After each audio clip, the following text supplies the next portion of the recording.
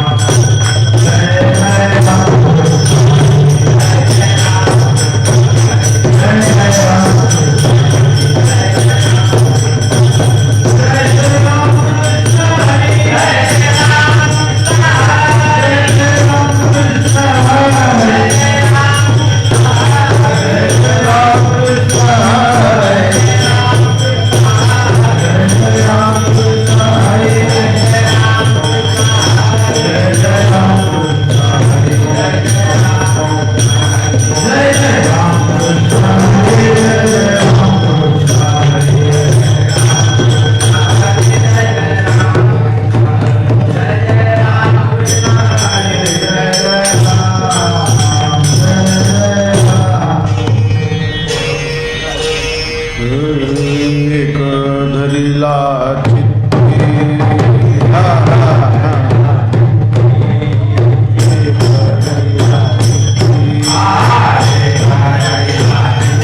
आमे रघुमाई का पति आमे रघुमाई का पति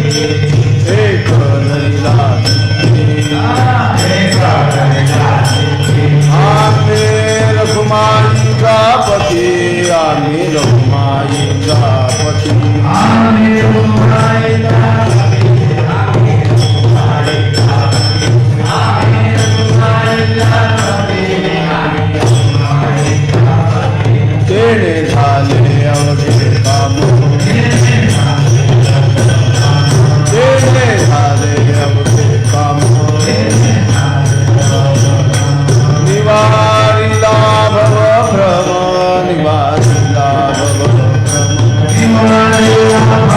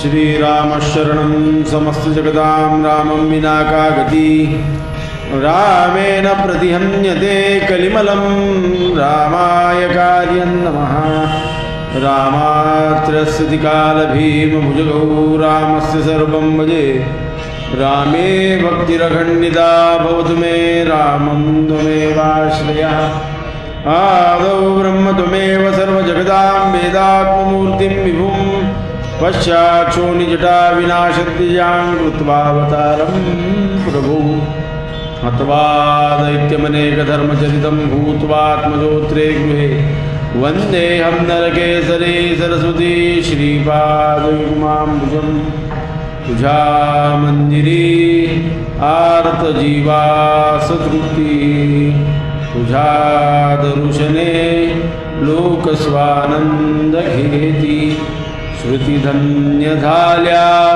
तुझे गीत गाता तुझ्या पायरीशी सदा नम्रमाथा तुकिता तुका परब्रह्मरूपी तुकिता तुका पावला सत्स्वरूपी तुकाराम हे नाम वाचेसी गाता बहुसा निळा पावला वर्महाता घेई घेई माझी सेवा दीन दुबळ्याची देवा एक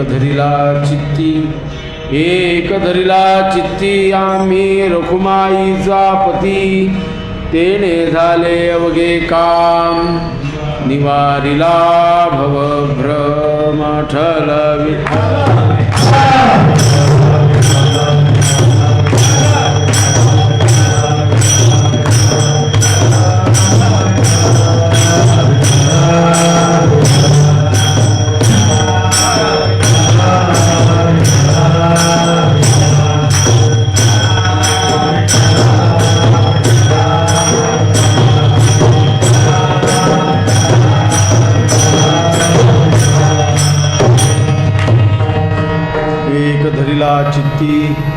एक धरिला चित्ती आम्ही रखुमाईचा पती तेने झाले अवघे काम निवारिला भवभ्रम परद्रव्य परनारी झाली विषाची परी तेने झाले अवघे काम निवारिला भवभ्रम तुका म्हणे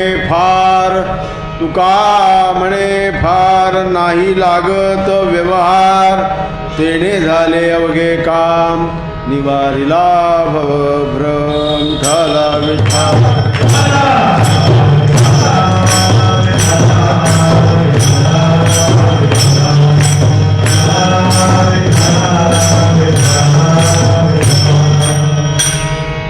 आज पुत्रदा एकादशी भागवत एकादशी अनेक संभ्रम चालू होते. बुधवारची करायची का गुरुवारची करायची, बुधवारची करायची का गुरुवारची. गुरुवारची भागवत एकादशी, इंग्रजी वर्षाचा शेवटचा दिवस. इतरत्र व्यस्त कार्यक्रम असून तुम्ही कीर्तनाला आलात.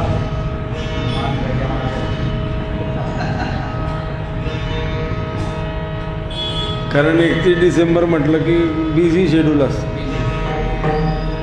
असो. शाकंभरी नवरात्र, देवीच्या नवरात्राने उत्सवाचं स्वरूप मंदिराला तर येतच, पण आपल्या मनामध्ये सुद्धा उत्सवाचं स्वरूप येतं. कारण नवरात्र ह्या 9 रात्री अशा असतात की ज्या मनुष्याचं भवभय दुःख हरण करतात. त्या शाकंभरी नवरात्र, नवरात्राचे 4 देवीचे 4 नवरात्र असतात. अश्विन शुद्ध प्रतिपदेपासून नवमीपर्यंत एक, दुसरं पौषाच्या अष्टमीपासून पौर्णिमेपर्यंत 2, तिसरं माघातलं गुप्त नवरात्र असतं, चौथं चैत्र शुद्ध प्रतिपदेपासून रामनवमीपर्यंत 4 नवरात्र असतात.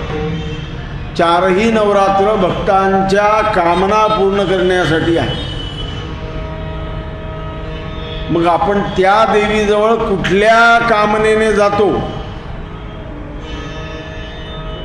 साधारणपणे सगळंच कलियुग आपल्या इच्छा आकांक्षा कामना घेऊनच जातं. असं कोणीच जात नाही. भवानी आई Bhavani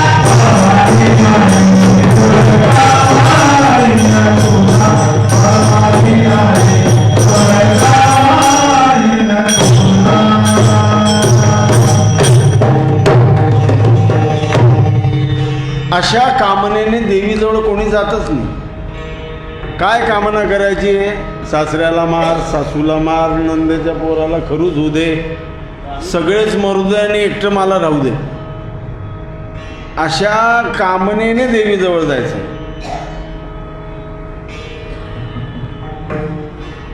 ही कामना म्हणजे काय? सासरा म्हणजे काय? सासू म्हणजे काय? नंदेचं कार्ट म्हणजे काय? तर नाथ महाराज म्हणतात की माझ्यामधील जे काही सगळे विकार आहेत, हे सगळे सासू कल्पनेची सासू हिचा बहुतची जासू. काय आहे? तर कल्पनेची सासू. यांचा सगळ्यांचा काम, क्रोध, मोह, मद, मत्सर, दंभ आणि अहंकार या सगळ्यांचा नाश होऊ दे आणि एकटीच राहू दे मला. एकटीच राहू दे मला म्हणजे माझ्यामध्ये कामक्रोधाधिक सगळे षडरिपू आहेत, षडविकार आहेत, माझ्यामध्ये कामाधिक षडविकार आहेत, त्यांचा नाश कर. अशा कामनेने देवीजवळ गेले असता म्हणजे संसाराच्या कामना अंबाई पूर्ण करत नाही असं नाही, आई पूर्ण करते. पण ह्या कामनेने नाथ महाराजांनी आपल्याला जायला सांगितलं. कुठलं? कामक्रोधादी सगळे षडविकार जाऊ दे. कामक्रोधादी सगळे षडविकार गेल्यानंतर जो एकटाच राहतो, त्याच्यात आणखीन तुकाराम महाराज प्रमाण देतात, देह नो हे मी हे सरे उरला उरे विठ्ठल. मग हा देहामधला मीपणा गेला की तिथं काय निर्माण होतो? परमात्मा. तिथं काय निर्माण होतो? परमात्मा. म्हणून उत्सवाचं वातावरण चैतन्य निर्माण करतं. उत्सवाचं वातावरण काय निर्माण करतं? चैतन्य. त्या चैतन्याने आपल्याला स्फूर्ती प्राप्त होते. उत्सवाचं वातावरण, देवाचं नवरात्र चैतन्य निर्माण करतं आणि संतांची उपस्थिती सुद्धा चैतन्य निर्माण करतं. संतांची उपस्थिती सुद्धा काय निर्माण करतं? आपल्यामध्ये चैतन्य.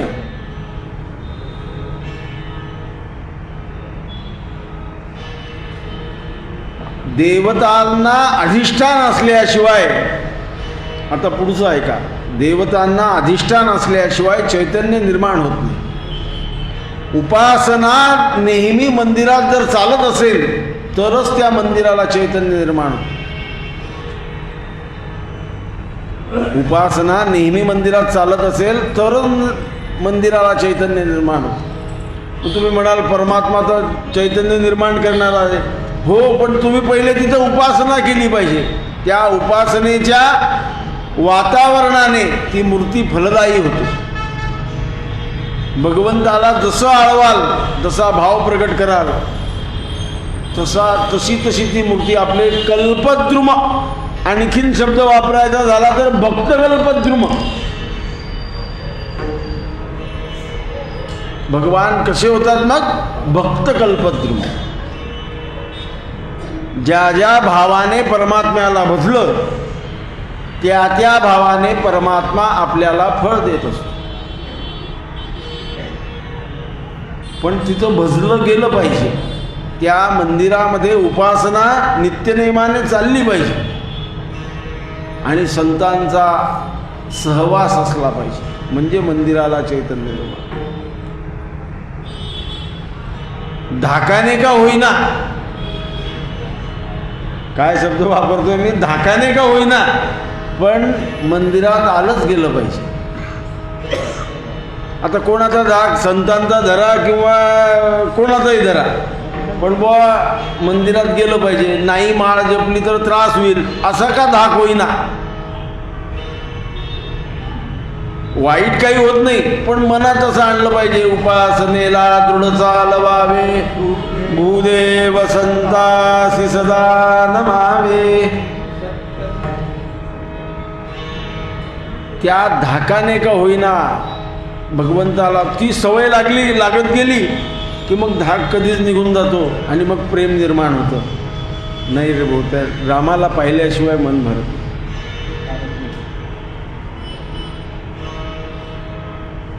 10 दिवस रात्रीच्या श्री अनंताचं एक केळं आम्हाला 4 जणांना पुरायचं. त्याला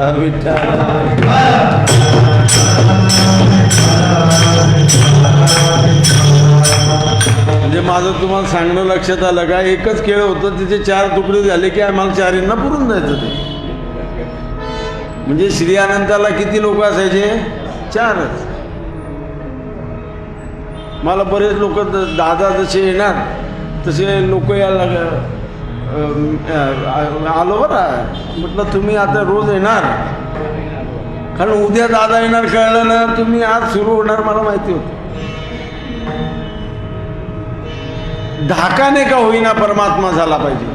त्या धाकानंतर त्याच्यात प्रेम निर्माण होतं. म्हणजे दुपारी सुद्धा येणारे 5 वाजता जे रोज येतात ते पण बंद झाले. कालपासून हो आम्ही येतो थोडं गावाला गेलो. ठीक आहे चालले.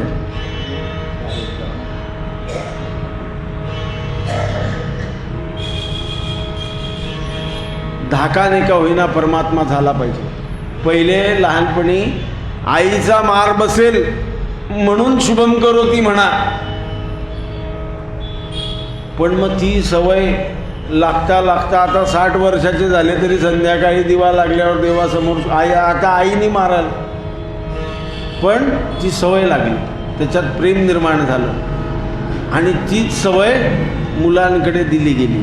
म्हण रे बाबा. मग त्या मनापासून म्हटलं की तो परमात्मा कुठे जातो? चित्तात. परमात्मा कुठे जातो? चित्तामध्ये.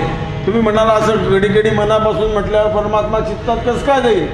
तर भागवताचं प्रमाण आहे. सदा सेव्या श्रीमद्भागवती कथा तस्य स्मरणमात्रेण हरिश्चित्तम समाश्रयेत. चित्तामध्ये परमात्मा गेल्यावर मग तिथं आनंद निर्माण. महाराज म्हणतात,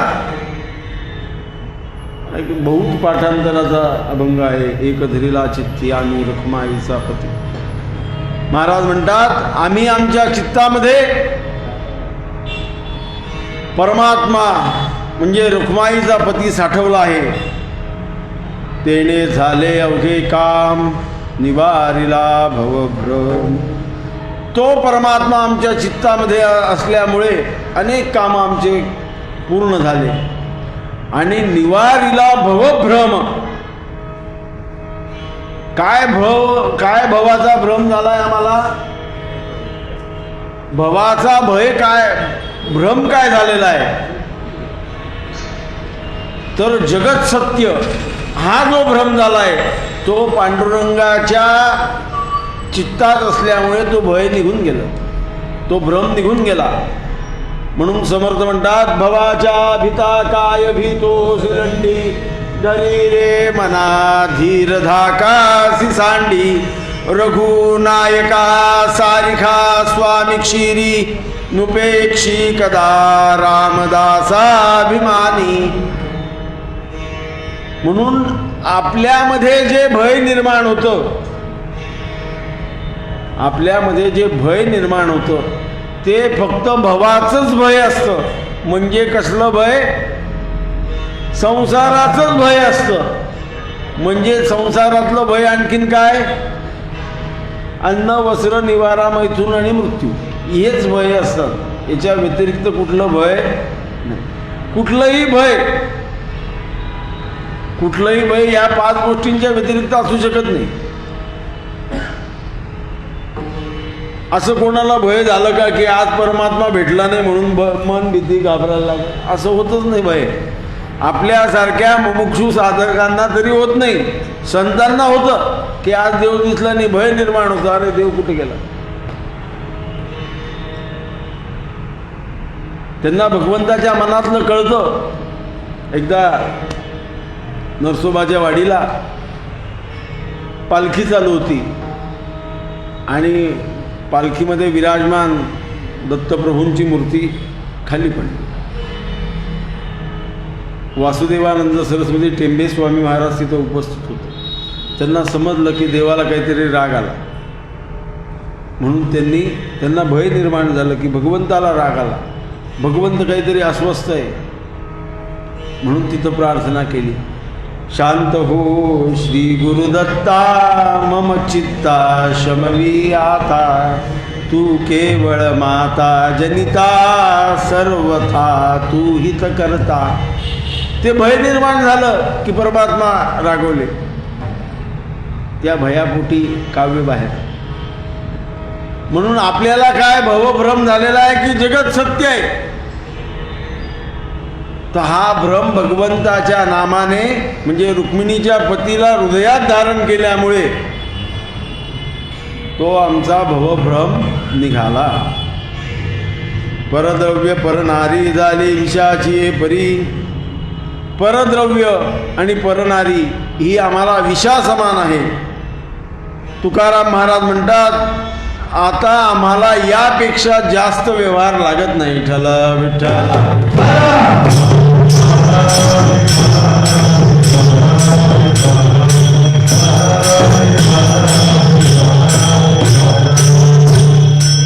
एक धरिला चित्ती आम्ही रखुमाईचा पती.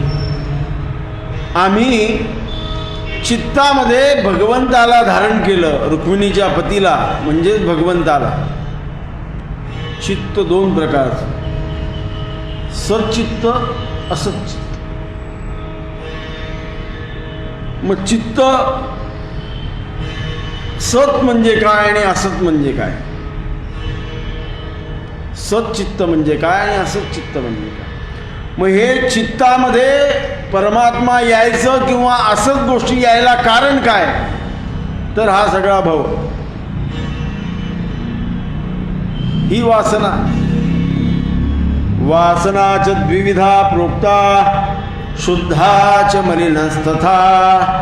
मलिना जन्म हेतुश्च शुद्धा जन्म विनाशिनी. शुद्ध वासना आणि असद वासना. ती वासना जशी जशी दृढ होत जाते तसं तसं ते चित्त तयार होतं. काही चित्त गतजन्माचं, मनाचेही रोग काही गतजन्माचे असतात. मनाचेही रोग काही गतजन्माचे असतात. कारण गतजन्माच्या पापाने आपलं मन स्वभाव बुद्धी तयार होत असतं. म्हणून सगळे संत सांगतात की आता ते मागचं गेलं ते जाऊ दे, ह्या जन्मात तरी भगवंताचं नामस्मरण कर, म्हणजे पुढचा जन्म तरी चांगला मिळेल. आणि ह्या जन्मात भगवंताचं नामस्मरण भरपूर केलं तर पुढे जन्मच मिळणार नाही. म्हणून ते चित्त सच्चित्त असच्चित्त. सच्चित्तामध्ये भगवत भक्त, संतांची संगती करणारा, भगवंताचं नामस्मरण ऐकणारा, भगवंताच्या कथा ऐकणारा, भगवंताची उपासना करणारा असा असतो. असंच चित्तामध्ये परद्रव्य घेणारा, परनारी उपभोगणारा, क्रोधी, लोभी, कपटी, व्यभिचारी हे सगळे असंच चित्तामध्ये असतात. मग असंच चित्तामध्ये जर हे दोष आपल्यामध्ये असतील तर काय करावं? तर प्रातःकाळी उठून आईवडिलांना, देवाला नमस्कार करावा, भगवंताचं नामस्मरण करावं, गोसेवा करावी, यथोचित धर्माचं पालन करावं. म्हणजे असंच चित्ताची वासना हळूहळू कमी होत जाते. चित्त शुद्ध होऊ शकतं. असत असलं तरी ते शुद्ध होऊ शकतं. कशाने? तर भगवंत नामाने. आपल्याकडे वाल्ह्या कोळीचं उदाहरण आहे. भगवंत नामाने सच्चित्त झालं. मग तो भाव काय होता? भगवान मरा म्हणत होते तरी राम म्हटलं गेलं. मरा म्हणताना भाव रामाचाच होता. सुखामध्ये नाम आता काम. दादांनी परवा द्वारकेच्या भागवतात एक सुंदर अशी गोष्ट सांगितली की भावबळे आकळे एरवी ना कळे करतळी आवडे तैसा हरी. मग भगवंताच्या जवळ असलं तरी भाव चांगला असतो असं नाही. वसुदेव आणि देवकी स्यमंतक पंचतीर्थावर जेव्हा सगळ्यांना एकत्र केलं तेव्हा देवकी म्हणाले माझे 8 मेले ते आणून द्या. भगवंताविषयी भाव काय होता तर कामनेचा, माझं हे पूर्ण करून दे, माझं ते पूर्ण करून दे. यशोदा माता काय म्हणाली, काहीच नको कृष्णा, फक्त तुझं नाम आमच्या जवळ सदैव राहू दे. सद्भावना असद्भावना. मग ते भगवंताची आई असली तरीही स्यमंतक पंचक तीर्थावर एवढं भगवंताने सगळी यात्रा भरवली. स्यमंतक पंचक तीर्थावर सगळ्यांना गोळा केलं, यज्ञ यागादी क्रियाकर्म केल्या, भावा बहिणींची भेट घालून दिली, कुंतीची आणि वसुदेवांची. तिथं शांती केली, दान दिले. आपला पुत्र परमात्मा आहे हे कळल्यावर सुद्धा माझे 8 मुलं आणून दे.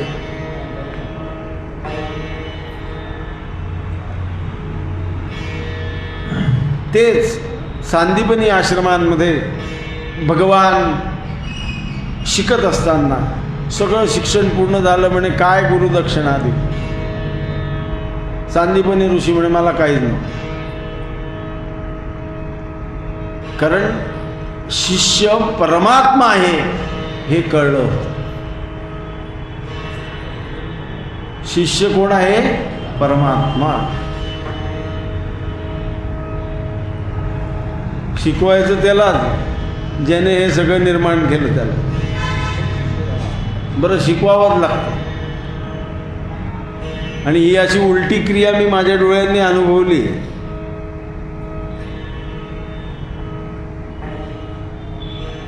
की गुरुने शेवटी, मी समोर होतो, 15-1 वर्षाचा असेल, गुरुने ज्यांना आयुष्यभर सगळं शिकवलं ते गुरु शेवटच्या क्षणी असताना म्हणाले की तुझ्याकडचे सिद्ध लाडू घेऊन ये, मला ते 5 लाडू खायचे. वयाच्या 93व्या वर्षी, 93 वर्षाचे असताना त्यांनी आमच्या आईने केलेले सिद्ध 5 लाडू दात नसताना गप गप गप गप खाऊन घेतले. ते गेले कस काय पोटात मला काही कळत. पाणी पण जात नव्हतं पण ते 5 लाडू खाल्ले माझ्यासमोर. 93 वर्षाचे होते. आणि ते लाडू खाऊन परत तिथं खाली टाकलं होतं, तिथून उठले 5 लाडू खायला. ते 5 लाडू खाल्ले, परत झोपले. आता मला पाणी द्यायचं नाही म्हणे. आता काय म्हणे, मंत्र दे माझ्या कानात. म्हणे मी तुमच्याकडे आयुष्यभर विद्या शिकलो ना, आता तुम्हाला हो दे दे दे. मंत्र दिला आणि मंत्र दिल्यानंतर 3 दिवस निराहार, पाणी न पिता, काही न करता आम्ही दर्भ टाकायला गेलो. शेवटी तर दर्भाचं शास्त्र सांगितलं की कुशाचे अग्र दक्षिणेकडे करू नको, एवढं सांगितलं. म्हणजे जायच्या 2 दिवस अगोदर कुश टाकले आम्ही 4 बाजूला आणि फक्त भगवंताचं नाम जे त्यांना कानात दिलं होतं ते नाम घेता घेता घेता घेता घेता द्यायचं. सांदीपनी ऋषींना माहिती होतं की शिष्य परमात्मा आहे. म्हणे तुझ्या आईला माग काय, म्हणे माझे गेलेले पुत्र परत आणून. म्हणून भगवंताने ते पुत्र परत आणून दिले. आणि देवाने मागितलं, म्हणे मला द्या. म्हणे काय पाहिजे, दे दे दे मजला बहुत धन दे, विद्या ती फार दे, आल्या अतिथा भोजन दे, गुरु शरण दे, सत्पात्र ते दान दे.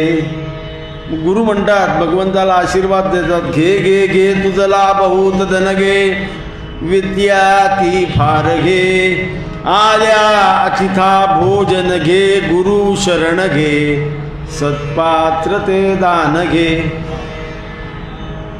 गुरूंनी आशीर्वाद दिला.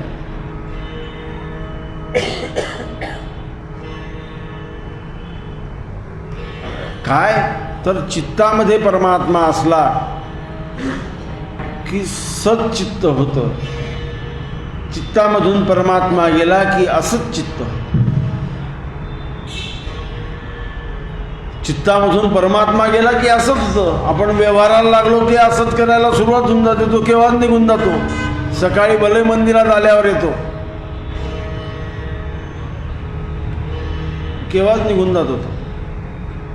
म्हणून त्या परमात्माला चित्त धरण्यासाठी सच्चित्त आणि असच्चित्त. असच्चित्त जर आपलं असेल तर गोसेवा, आईवडिलांची सेवा, भगवंताचं नाम हे त्यावर उपाय.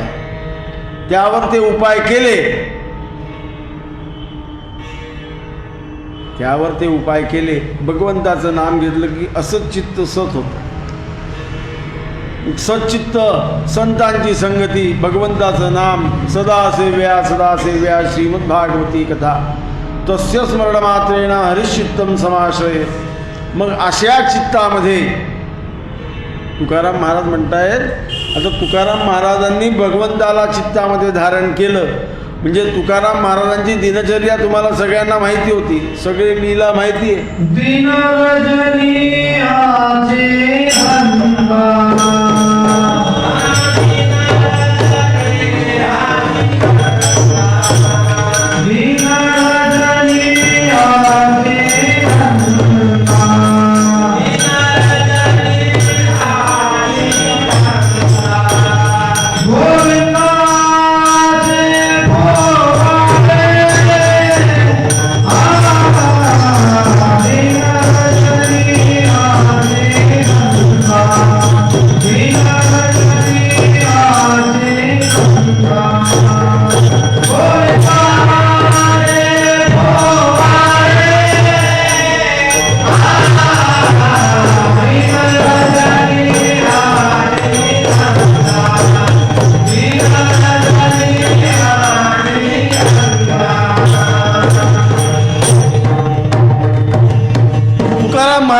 सच्चित्तामध्ये परमात्म्याला धारण केलं.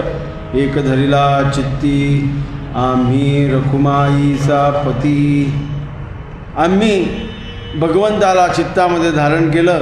मग त्याच्याने काय झालं तर महाराज दुसऱ्या चरणामध्ये सांगतात, त्याने झाले अवघे काम.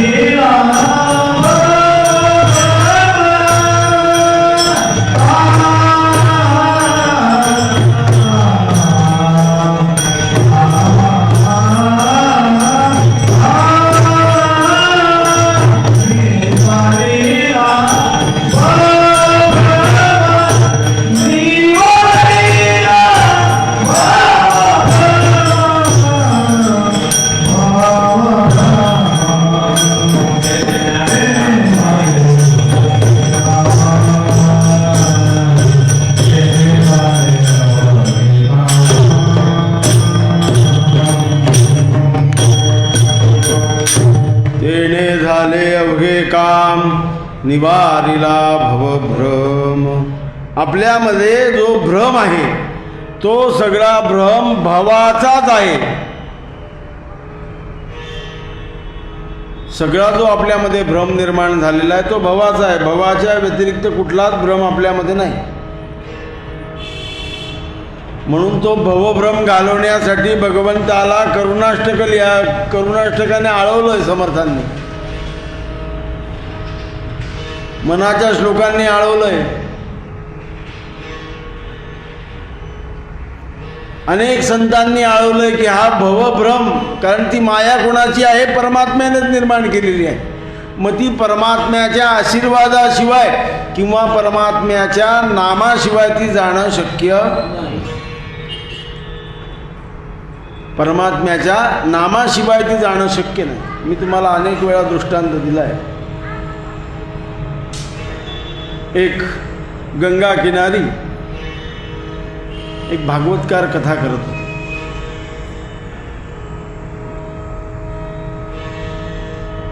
पूर्वीच्या काळी कथा करत होते. चांगला कोट, चांदीची काठी असं ते रोज यायचे. कथेला सुरुवात व्हायची गंगाच्या किनारी, कथा करायचे. रोज नदीच्या पैलाकडनं ह्या गावात दूध आणणाऱ्या गवळणी यायचे. म्हणून ते रोज त्या नदीत नावेत आपले मटके ठेवायचं, दूध दही ह्या गावात आणायचं, विकायचं आणि परत संध्याकाळी नावेने परत आपल्या गावात जायचं. असा त्या गवळणींचा हा व्यवसाय. एक गवळण तिच्यात सात्विक होती. ती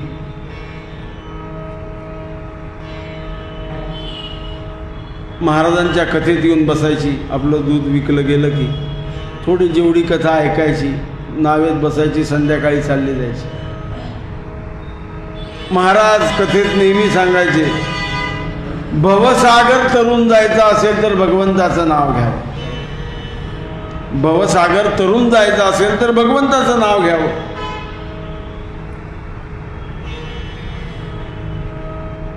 म्हणून ही भगवंताचं नाव तिने जसं पहिल्या दिवशी ऐकलं तसं भगवंताचं नाव सुरू केलं. बरं, भवसागर म्हणजे काय, मुमुक्षू म्हणजे काय, साधक म्हणजे काय, यांना काही माहीत नव्हतं. यांचा फक्त भोळा भाव.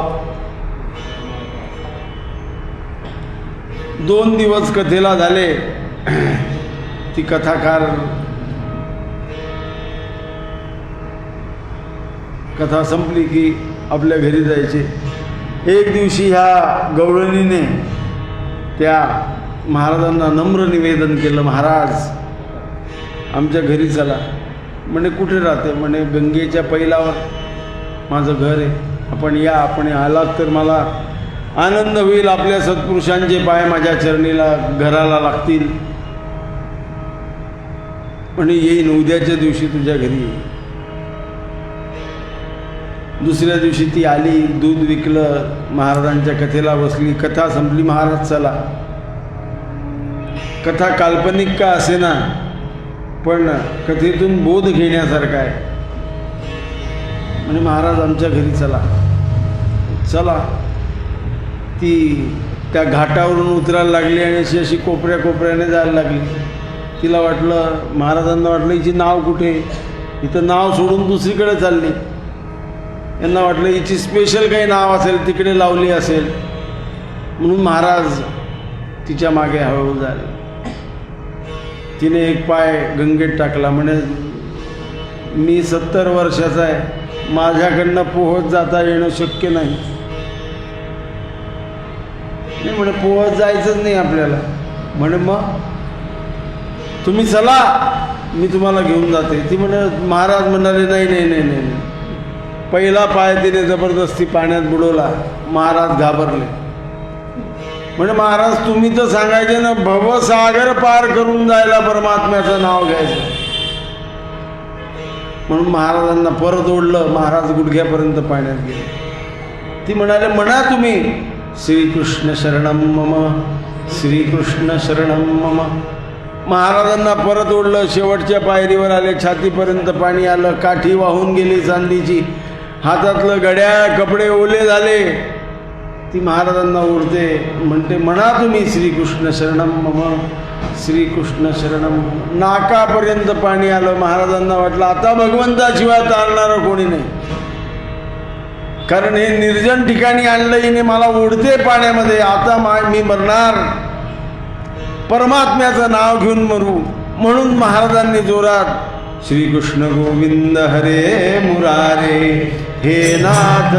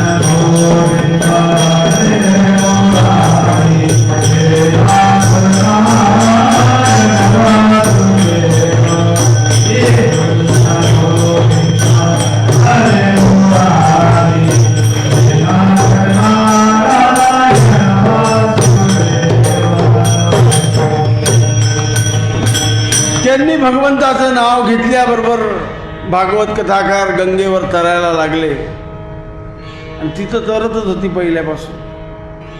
पुढे नेलं पहिलं किनाऱ्यावर आणि ती गवळण गुप्त होऊन गेली. भागवत कथाकारांच्या डोळ्यातून पाणी येतंय. भगवंताने माझा थोडासा नामावर विश्वास कमी झाला म्हणून किती पराक्रम केले, स्वतः रूप घेऊन आले, भगवंताला आळवलं, या मला दर्शन द्या. भगवंतांनी दर्शन दिलं. म्हणजे महाराज थोडंसं श्रद्धा कमी होती, ती पूर्ण करण्यासाठी एवढं करावं लागलं. भवभ्रम, आपल्याला जो भ्रम निर्माण होतो तो फक्त भगवंताच्या विषयी निर्माण होत नाही. आपल्याला भ्रम हा संसाराविषयीच निर्माण होतो. हा माझा आहे, तो माझा आहे, तो माझा आहे. आपलं कोणीच नसतं. तुम्हाला खोटं वाटतं? 2 दिवस दवाखान्यात पडून पहा.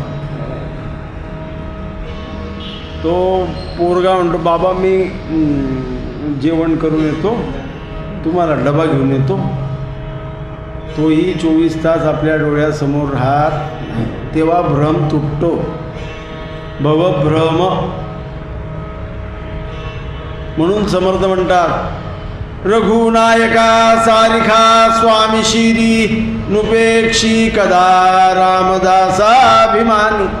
तेव्हा भ्रम तुटतो आणि तेव्हा वाटतं या परमात्म्याशिवाय आपल्याजवळ कोणी कोणाचे माय बाप, कोणाचे गणगोत,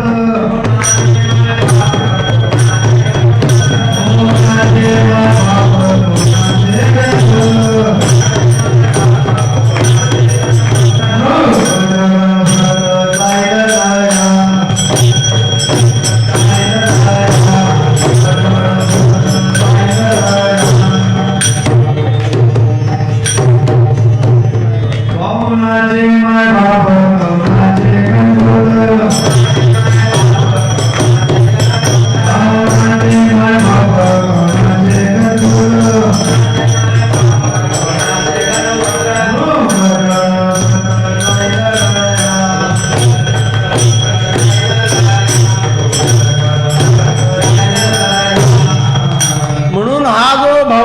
विषयी असलेला भ्रम आहे तो नाश करण्यासाठी चित्तामध्ये रुक्मिणीचा पती धारण केल्याशिवाय भवाचं भय जात नाही.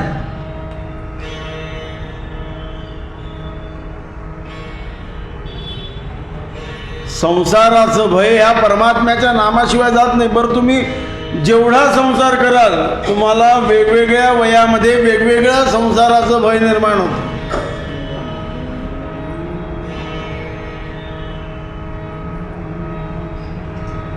संसारामध्ये वेगवेगळ्या वयामध्ये वेगवेगळ्या संसाराचं भय निर्माण होतं. 30-35 पर्यंत भय निर्माण होतं, पैसा मिळेल का नाही, पैसा मिळेल का नाही, तो कसं करू.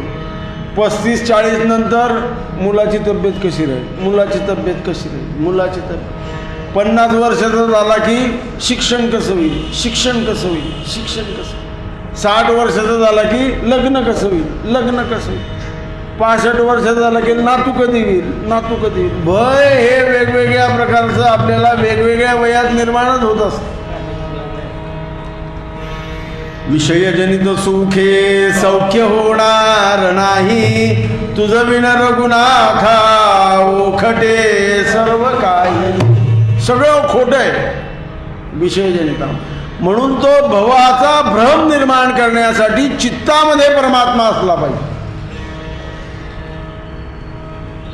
बरं, ज्याच्या चित्तामध्ये परमात्मा असतो ना तिचं स्वतःचा भवभ्रम तर जातोच, पण ज्याच्या चित्तामध्ये परमात्मा आहे तो दुसऱ्याचा भवभ्रम सुद्धा घालवतो. ठला विठ्ठला.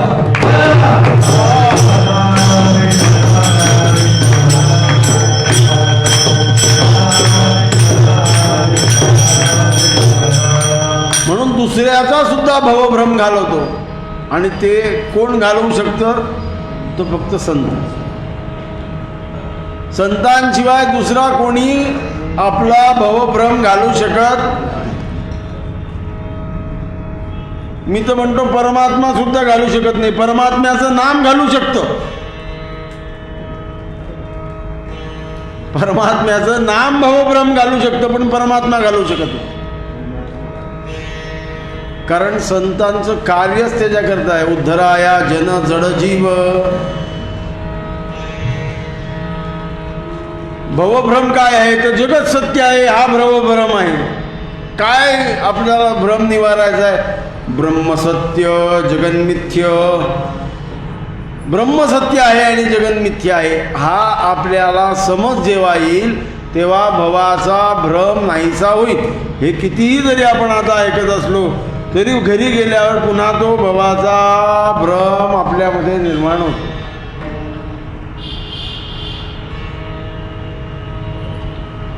ते भवाचा भ्रम आपल्यामध्ये निर्माणच होतो. मग तो भवाचा भ्रम भगवंताच्या सेवेने जातो, भगवंताच्या नामस्मरणाने जातो, भगवंताच्या कथाश्रवणाने जातो, भगवंताच्या कथा केल्याने जातो. हळूहळू त्या नामावर दृढ विश्वास बसायला लागतो, श्रद्धा वाढायला लागते. जैशी वर्षा काळी सरिता चढू लागे पंडू सुता, तैसी नित्यमत भजिता मत श्रद्धा दिसे. जशी वर्षाकाळी सरिता म्हणजे नदी वाढत जाते, त्याप्रमाणे श्रद्धा आपल्यामधली श्रद्धा वाढत गेली पाहिजे. परद्रव्य परनारी झाली विषयाची परी. मग हे परद्रव्य परनारी हे सगळे असच्चित्ताला कारणीभूत आहे. म्हणून ते विष मानले महाराजांनी. सच्चित्ताला कारणीभूत जे आहे तेच शाश्वत ठेवलं, तेच सत्य ठेवलं. काय सच्चित्ताला कारणीभूत आहे तर रुक्माईचा पती. तुकाराम महाराज म्हणतात की याच्यासाठी फार व्यवहार काही लागत नाही. छल कपट छोड़ दिया मैंने, का छल कपट ले लिया और प्रभु का नाम छोड़ दिया. सगळं सोडलं पण छल कपट सोडलं नाही, लोभ सोडला नाही, काम सोडलं नाही, क्रोध सोडला नाही. सगळं सोडून दिलं, देव सोडून दिला, आईबाप सोडून दिले, सगळं सोडून दिलं, पण हे छल कपट काही सोडलं नाही. हे सगळं सोडायला पाहिजे आणि परमात्मा धरायला पाहिजे. परमात्मा एकदा धरला की व्यवहाराचा विषय संपला. ठला विठ्ठला विठ्ठला.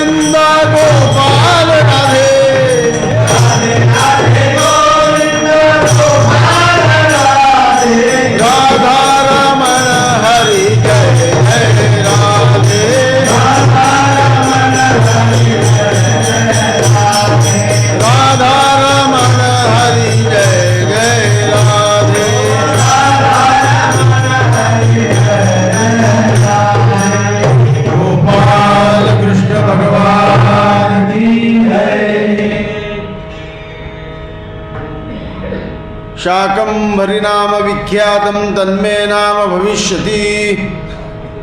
सप्तशतीमध्ये असा श्लोक आहे, शाकंभरी नाम विख्यातम तन्मे नाम भविष्यती.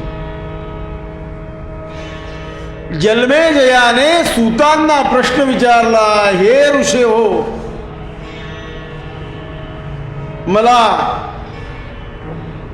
दुर्गा देवी म्हणजे शताक्षी देवी हिचं नाव शाकंभरी कसं पडलं याची कथा सांगा. शताक्षी नावाचं, शताक्षी असणाऱ्या देवीचं रूप किंवा दुर्गा असणाऱ्या देवीचं रूप ह्या आईने परांबाने शाकंभरी रूप कशा करता घेतलं, कसं घेतलं, काय घेतलं ते मला सविस्तर सांगा. सूत सांगतात जन्मेजयाला, जन्मेजया तू लोककल्याणार्थ उत्तम प्रश्न विचारलास. पूर्वी मला अनेक जणांचे शाकंभरी नवरात्र बसल्यापासून फोन आले किंवा आम्हाला शाकंभरीचं काय महत्त्व आहे, कसं काय करावं या संदर्भात माहिती. तर प्रत्येकाला मेसेज टाकणं म्हटलं हे काही तेवढा वेळ नव्हता, म्हणून म्हटलं आपण कथाच लावू शाकंभरीची.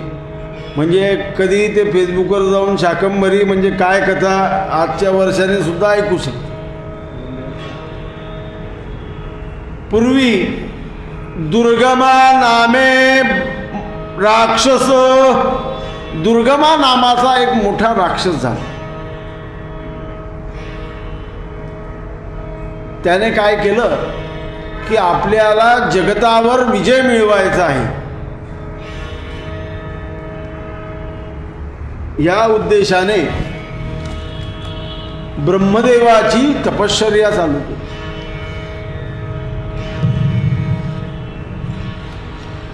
बरं, तपश्चर्येला बसला हिमालयामध्ये, अति घनघोर ब्रह्मदेवाची तपश्चर्या केली.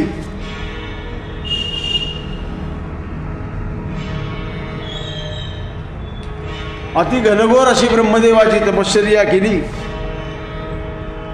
मी कथा तुम्हाला अगदी मुद्देसूद सांगतो आणि वेळेत बसेल अशी सांगतो. ब्रह्मदेवाची घनघोर अशी 100 वर्ष तपश्चर्या केली. तपश्चर्या केल्यानंतर ब्रह्मदेव प्रसन्न झाले. ब्रह्मदेवाने सांगितलं, दुर्गमा, मी प्रसन्न झालो आहे, काय मागायचं ते माग. म्हणून ब्रह्मदेवाला त्यांनी नम्रपणे निवेदन केलं की 4ही वेद मला देऊन टाका.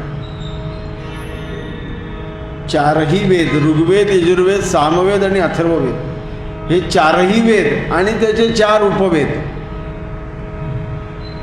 हे 4 वेद आणि 4 उपवेद म्हणजे आयुर्वेद, धनुर्वेद, गांधर्ववेद आणि स्थापत्यवेद, हे 8ही वेद मला देऊन टाका.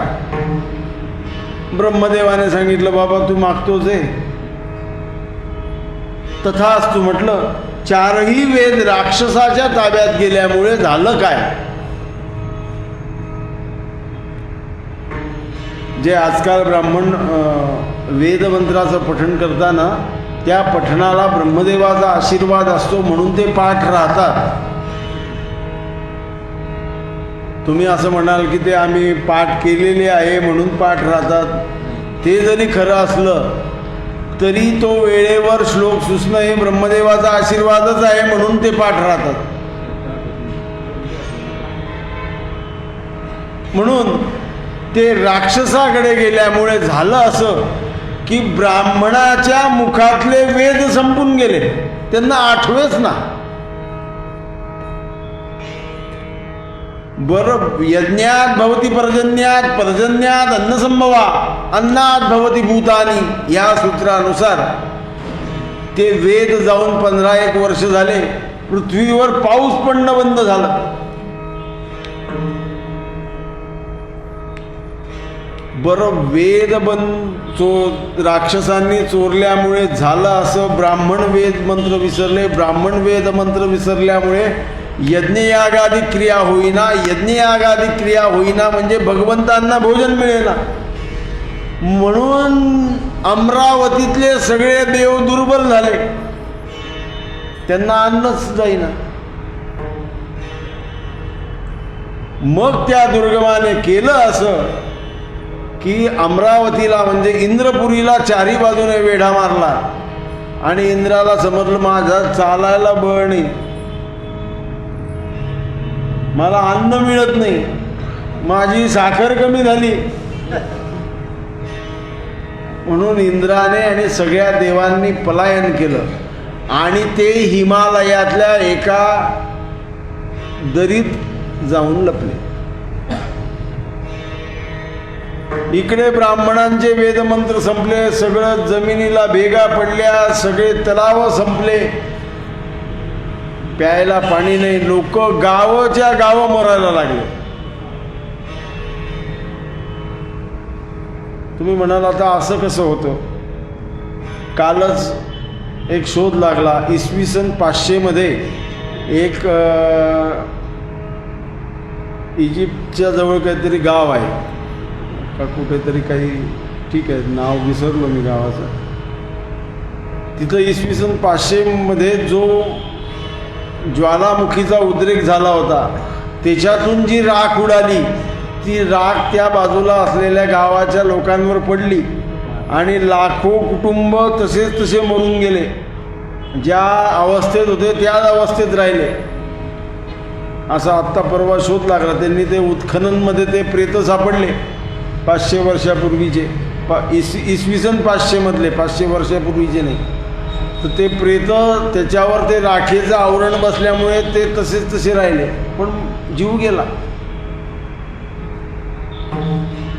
त्याप्रमाणे पृथ्वीवरचं पाणी नाही, काही नाही, सगळे लोक गावाच्या गावं मरायला लागले, जनावरं मरायला लागले, धान्य नाही, खायला काही नाही. त्यातले जे काही ब्राह्मण, वेदमुनी, ऋषी जे काही वाचले ते पण हिमालयात गेले. बरं, हिमालयाला वरदान असं आहे की राक्षस दीर्घकाळ तिथे राहू शकत नाही हिमालयात, म्हणून सगळे लपायला हिमालयात गेले. हिमालयात देव आणि ऋषी एकत्र आल्यानंतर 100 वर्ष होऊन गेले, पण तिथलं त्या दुर्गमा राक्षसाचं काही त्रास कमी होईना. सगळे भगवंताला आळवत आहे. भगवंत विष्णूने प्रकट झाले, शंकर प्रकट झाले, ब्रह्मा प्रकट झाले. म्हणे वेद नाही, आम्ही काहीच करू शकत नाही. म्हणे मग काय करू? म्हणे जगज्जननी हिमालयावर तुम्ही बसले आहे, पार्वतीची, दुर्गादेवीची उपासना करा. म्हणून सगळ्यांनी उपासना सुरू केली. सगळे प्रार्थना करून देवीची उपासना करताय. ध्यायेयं रत्नपीठे शुककलपठितं श्रेण्वतीं श्यामलांगीं न्यस्ते काङ्घ्रीं सरोजे शशिशकलधरां वल्लकीं वादयन्तीं कल्हाराबद्धमालां नियमितविलसच्चोल्लिकां रक्तवस्त्रां मातंगीं शंखपात्रां मधुरमधुमदां चित्रकोद्भासी बालां. आईची उपासना करतायत आणि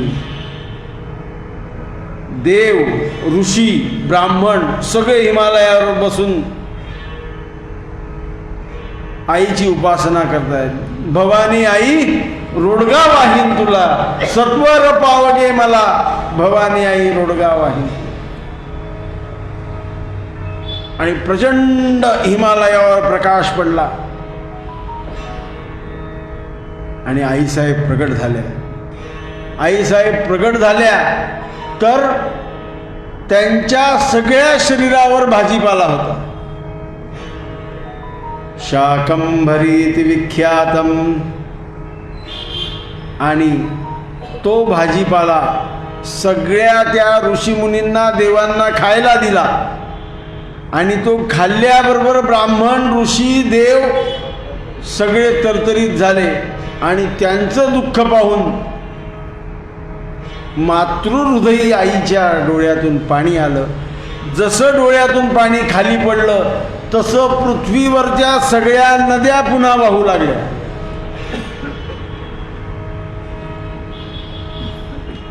आणि तिथे सगळे बसलेले देव, ऋषीगण, ब्राह्मण शंखनाद करू लागले. आई प्रकट झाली. तो आवाज दुर्गमाला गेला. त्याचे गुप्तचर होते, हिमालयाकडे जोरात आवाज चालू आहे म्हणून दुर्गमा राक्षस तिथं धावत आला.